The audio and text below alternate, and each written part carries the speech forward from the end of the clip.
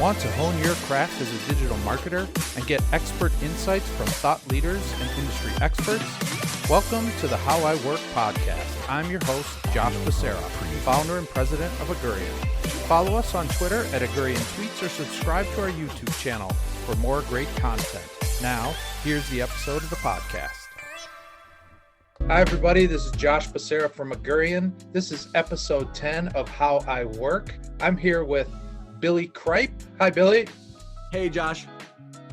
Thanks for being here. Billy is the VP of Marketing at CIBO, which is like a B2B SaaS company that tracks and manages regenerative ag processes. Cool tech. And then you take those and like turn them into carbon credits that go into a marketplace and you sell them to individuals and companies. That's cool stuff. Yeah, it's a really fun time to be in regenerative agriculture space and the carbon marketplace. It's really getting popular out there in the common vernacular with the change of administration in the US, and just we're at the leading edge of this second wave of carbon and climate awareness. It really feels like a good time to be there.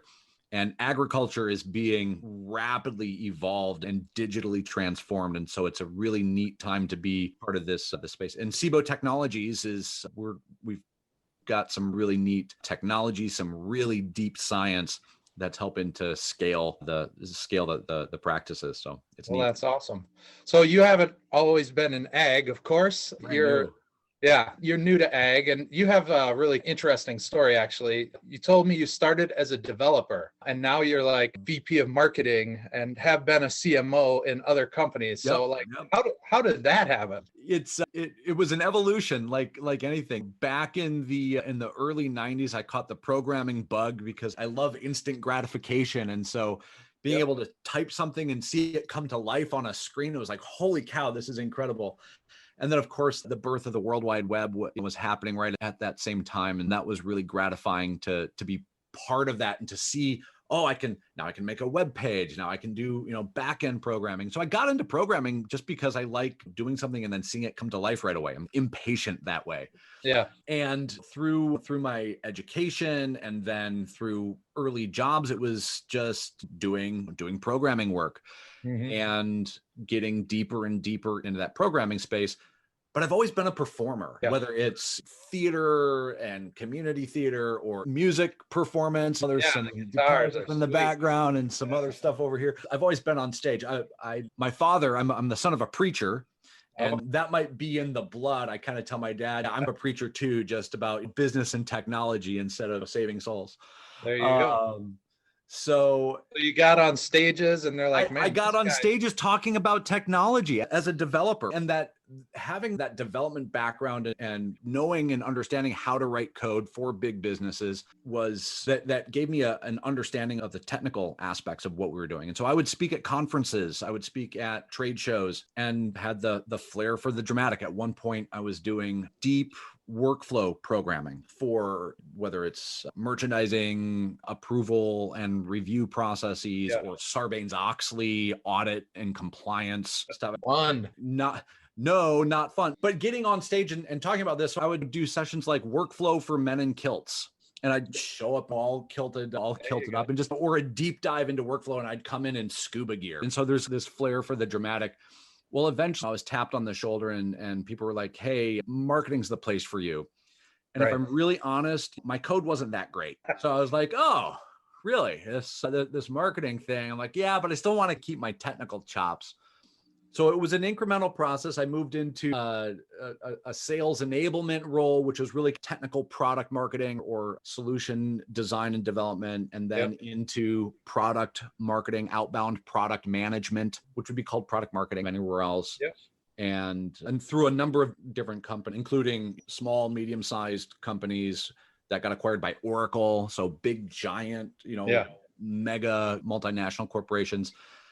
And was able and very fortunate to travel around the world working and implementing these sorts of solutions, and then doing some training and some internal sales enablement. So helping our boots on the ground sales development reps and application design consultants and implementation consultants and whatnot, helping them understand how to design solutions and then implement them.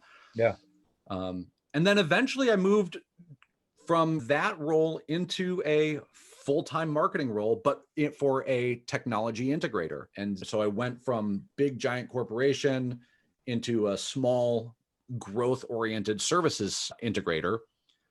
And then that was really the hard transition from somebody who was slinging code at least on a weekly basis and talking about it to somebody who now just talks about it and lets the smart people actually develop the stuff. Yeah. No, I think it's a really cool story. And the fact that you've kind of had eyes on like these large corporate companies, but then you've also, I know you have experience with like startups and things. Like what has that, like when you look at those two, like working for corporate, working for startup, like what do you like? Like where's your focus today? Things like that. Sure. Working for the really large corporations taught me that I love small startup, nimble organizations. I'm very grateful for the experience that I had in those working with the big giant corporations. It taught me the value of process and methodology and organizational efficiency, because those organizations can't exist without organizational efficiency. Yeah, they're pretty. I learned that way, but I also learned that I am passionate about growth and about the opportunity that comes from being able to, see an opportunity and then seize it right away without having to go through layers and layers of bureaucracy and request processes and everything else. Yeah. That's where my heart lies. And so that really pulled me.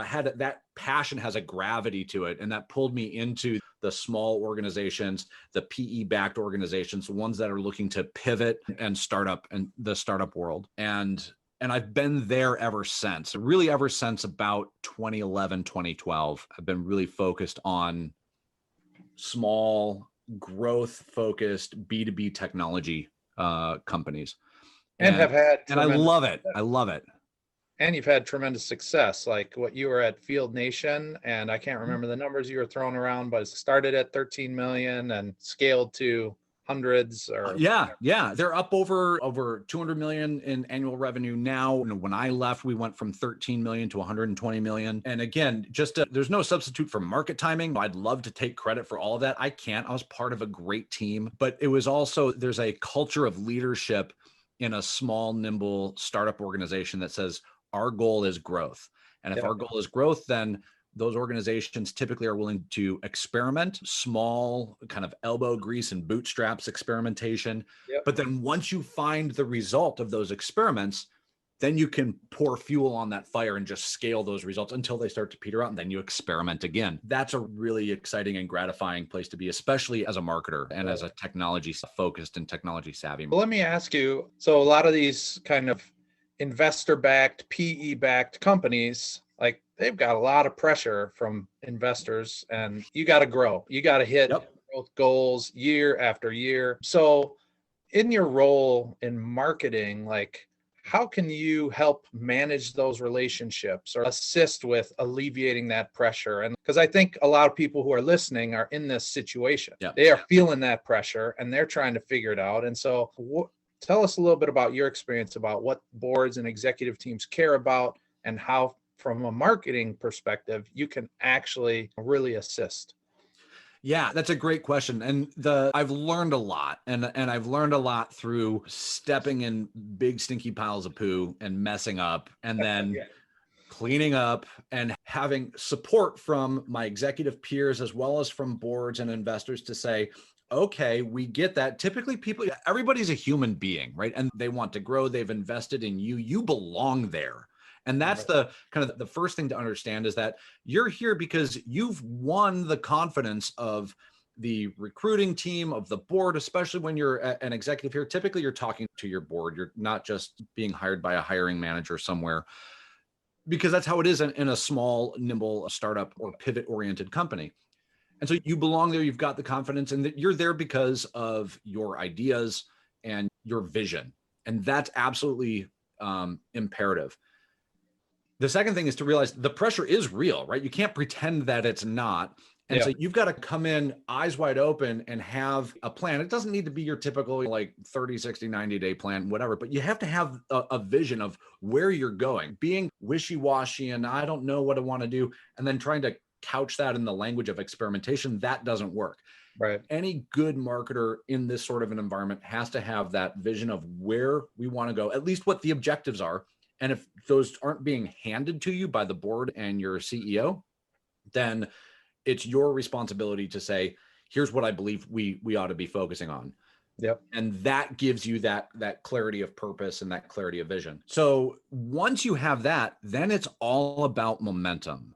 Mm-hmm. And momentum is really important. There's a number of ways that you can demonstrate momentum, but boards, executive teams, your sales peers, they want to see and continue to have that confidence that they're granting you, that they want to see that you're working towards that ultimate objective. And so momentum typically comes in things that are quantifiable and measurable. And so you have to have quantifiable and measurable objectives. Very big believer in, data-driven marketing.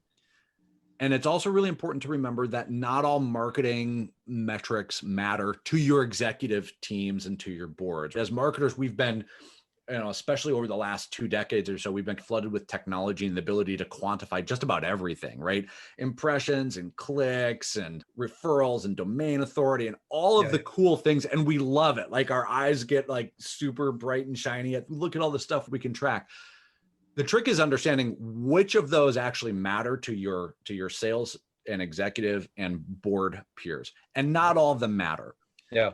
And so are there a few that you are your go-to metrics? Yep, absolutely. We wrote a blog about like key metrics. I would love to hear what your go-to metrics are. Yeah. So I believe that there are really 5 key metrics for marketing executives. And these are the metrics that matter to your executive team, to your sales team, and to your board of directors ultimately. Yeah. Everything else matters to marketers. They can help you gauge internal performance and success and failure of campaigns and whatnot. Use them, but don't bother with those. In my experience, trying to explain and train everybody else on your board meetings what they mean. So those 5 key metrics are your customer acquisition cost has got to be less than the lifetime value of your customer. Yep. Kind of the blinding flash of the obvious, but if you don't know what the lifetime value of a customer is, you can't do that math. And if you don't know what your customer acquisition cost is, which includes the timeline to actually acquire them, you can't do that math. And I've experienced myself the wastefulness and getting slapped on the wrist for spending a whole lot of money because I was just throwing it after acquiring customers, but I didn't know, how to make that efficient. So first metric is customer acquisition cost has got to be less than your lifetime value of a customer. Second is you need to know your demand to dollars conversion rate. Okay. And those are related, but demand to dollars is not demand to customer count. It's not leads to conversions. Those are all internal marketing metrics. You need to know your demand to dollars conversion rate. You also need to know your runway to revenue. That's an elapsed timeline. It's how long does it take for you to get pregnant? I was at one company where our runway to revenue was longer than the gestation time of an elephant, which was like crazy. It was like 19 months or something. And I'm like, this is way too long. Our job is to shorten that runway to revenue and increase thrust and angle of ascent during takeoff to really scale those customers. Yeah, I love that. And so that helps you with your campaign planning, with setting expectations about your pipeline and understanding when somebody comes in kind of top of funnel or mid funnel, wherever in the funnel in that pipeline, how long do we have to wait before our first dollar and before they achieve that lifetime value?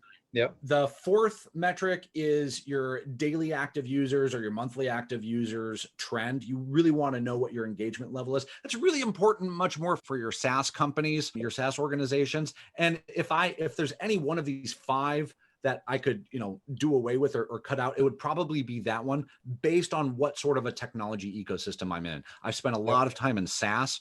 And so understanding kind of that user engagement, which is your daily actives or your monthly actives, is really important. And those can be early warning signs of when engagement is petering off and what do you need to do to reactivate that. So it might be something you have on scorecard for you and your marketing team, but not necessarily pushing it up to executives. Exactly. And it's really important to communicate that and to get that and to share that understanding with your product team as well, because everything that they're doing should be, and your product managers especially, should be driving towards delivering value to those users. If their engagement is petering out, then there's something else that's missing, right? What is it that they used to have that they're not getting anymore? Maybe something in the market has shifted. Maybe something in the technology is broken. Maybe there's a new way of doing things that has been accepted and we need to integrate that. And then your fifth one is your company growth. The growth rate of your company really needs to be greater than the overall growth rate of your TAM, of your target addressable market. Okay. And that's because, and so that means you have to know what your TAM actually is.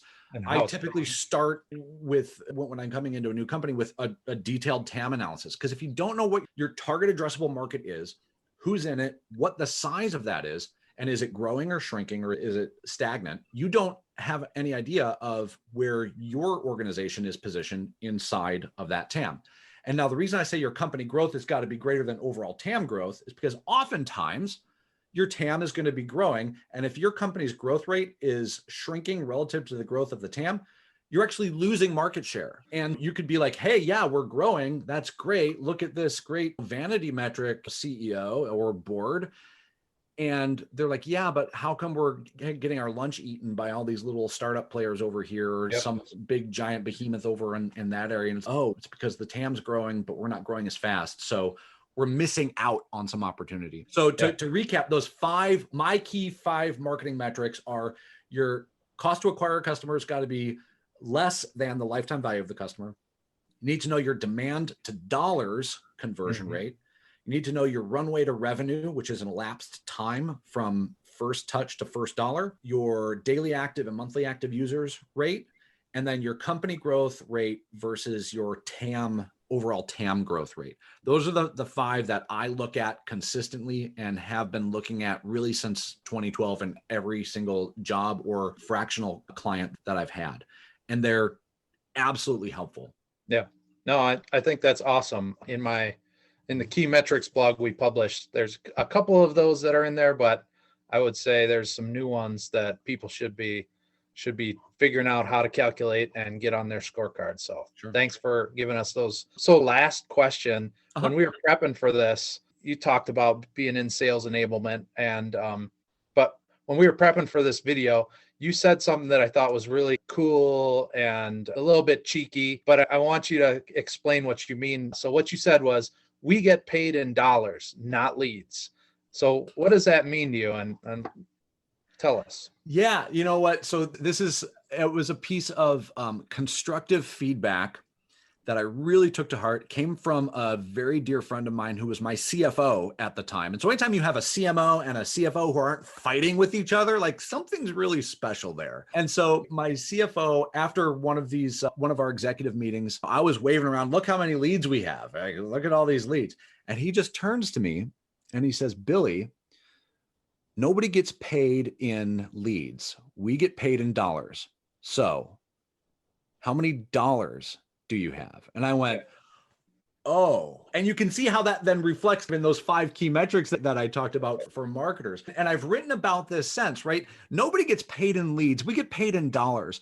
And marketers and marketing executives being enamored with the ability to quantify and to measure things like leads and like our, conversion stage of the funnel pipeline and whatnot. Right. We try to use that as a proxy for look at how successful we are. And when a marketer comes and says, look, we've got 1,000 leads or 10,000 leads, and the sales and the CEO are saying, yeah, but our revenue isn't where we need it to be, and our win rates aren't where they need to be, then marketers we lose credibility and we lose trust. Yeah. And we lose that peer relationship when we're like, yeah, but look at all the leads. And then we start pointing fingers at sales and being like, they suck. And then sales points the finger back and be like, no, those leads suck. Yeah. And we never get anywhere. And marketers I think are left holding the bag because we're out there trying to say, look how great this is.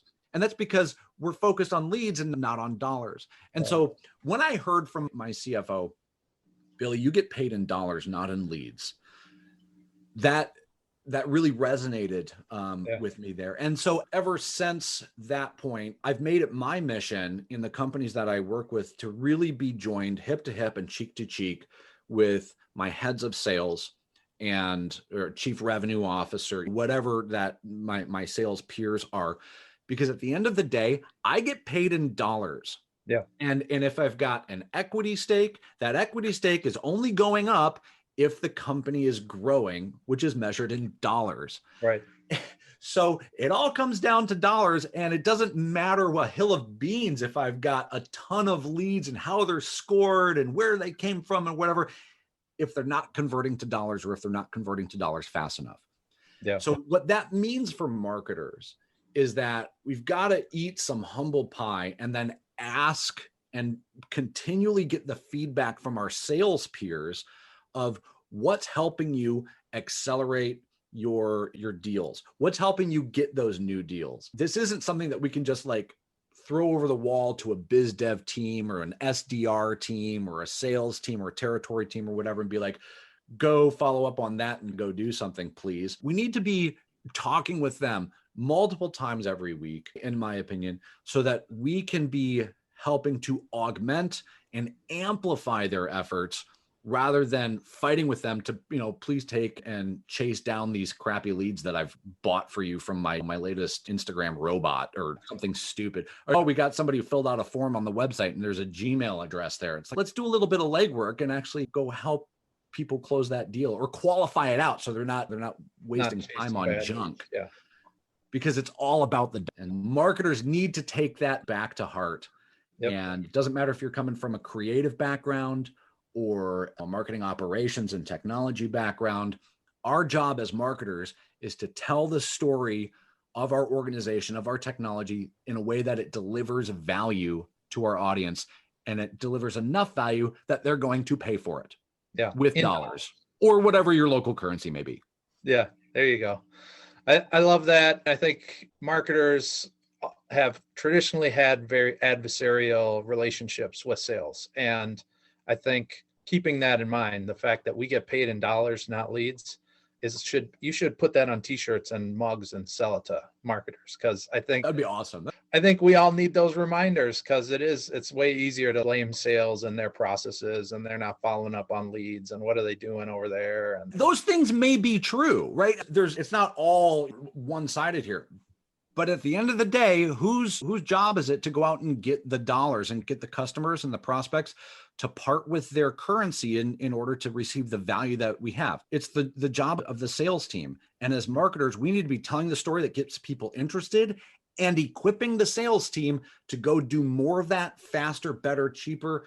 And when you have those great relationships with the sales team, when they know that they can rely on you and that your content, your leads, your website, your enablement activity, your case studies, your customer quote, all of that stuff, when that is going to help them close that deal and get that commission, then they become your biggest fans. And a sales and marketing team that's aligned like that are each other's cheerleaders, is one of the greatest powerhouses in any organization. It's literally unstoppable.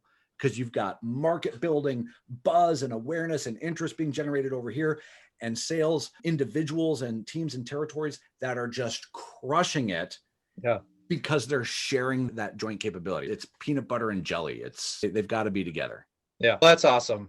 Billy, this has been great. I appreciate all your knowledge bombs and your energy. And we're just going to have to say goodbye for now for this episode of How I Work. But it's great talking to you.